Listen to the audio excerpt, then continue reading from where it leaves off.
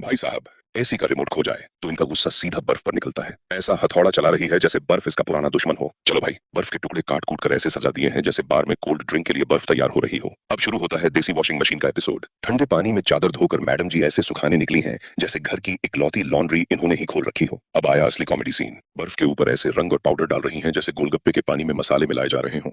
और ये लो, बर्फ पिघलते ही कपड़ा ऐसा रंगीन हो गया जैसे होली के हुड़दंग में किसी ने पूरी बाल्टी ऊपर से उड़ेल दी हो। कपड़े कम, रंग बिरंगा झंडा ज्यादा लग रहा है।